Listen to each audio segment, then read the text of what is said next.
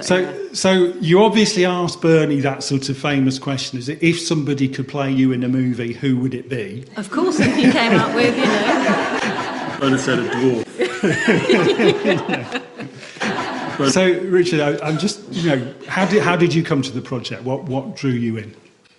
It was Candy's script. I read it in an airport, weirdly. I was travelling back to New York and it just grabbed me, and it's really interesting how these things come into your life, because I'm actually notorious for doing films without integrity, I would say.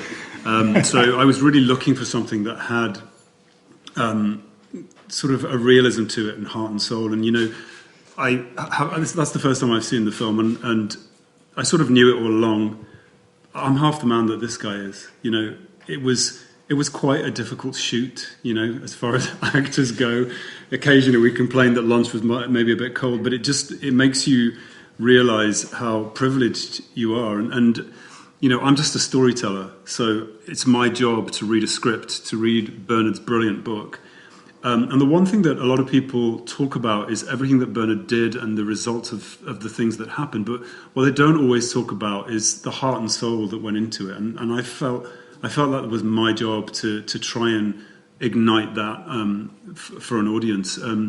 Because it's the one thing that you can't write about, you can't describe. But when you see Bernie with the crew, even today, there's such affinity between them. And to be allowed to come into that world and be part of it was an amazing privilege.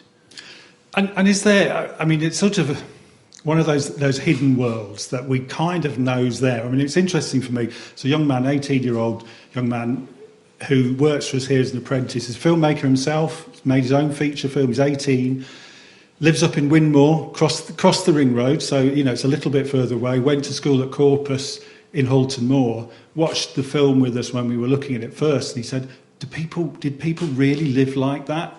And it really struck me that it's, even for people who are quite close, that's quite kind of a hidden world. Did it resonate with you from your background and understanding, or is it something that you knew nothing about? Well, my dad grew up in Leeds with his two sisters, and they grew up in the 40s through the war. And I know that, for example, they all slept in the same bed. They had a 2 up, 2 down. There was food on the table. My grandfather worked in the pit, so I heard those stories from my dad. But Northerners are very good at putting up a facade and making sure that everything's okay and just getting on with it. And I feel like you live in the reality that you live in, and it's certainly what my dad did, and certainly with Bernard, I think it's like you make the best of what you've got, and I think it's something unique to the north of England. And actually, seeing that movie and the speech about how the name Leeds came into existence, which I think you should probably cut a little bit of that out. I was bored of myself by the end of it. But it just made me realise how deeply rooted the sort of spirit of the North is in these people. And you've talked in terms of your own acting, in terms of staying with your head in the scene and keeping the character with you. Is it you've talked about Bernie and the sort of respect you have for him. Do you feel that you got into that place? I smoked so many rolls. By the end of the shoot, I really just looked like crap, and I was like and we were naughty because we weren't really supposed to smoke tobacco, but fake tobacco just doesn't burn on film in the same way that tobacco does. So Anna and I would sneak in real tobacco. So that I knew nothing about this. No, she didn't. I knew nothing about but this. It just wouldn't work. It doesn't roll in the same way. But I tell you, by the end of the shoot, I was like, why did you have to be a chain smoker? But it was fun. Hey, I can roll a cigarette whilst driving. Yeah. It was supposed to be originally with one hand, and he can do it. Yeah, you caught me out the first day. It shows how to do it. I went, I might use a bit of artistic license.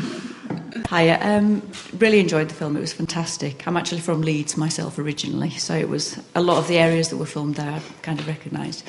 I just wondered how, after reading about Richard before, how you actually managed to convince him to get into a canal. Don't. That's a trade secret. And did he know prior to filming that was going to be one of the scenes? Well, you've had a How kind of did you terrible convince me? time. Well, actually, I didn't know that Richard didn't like water. We did.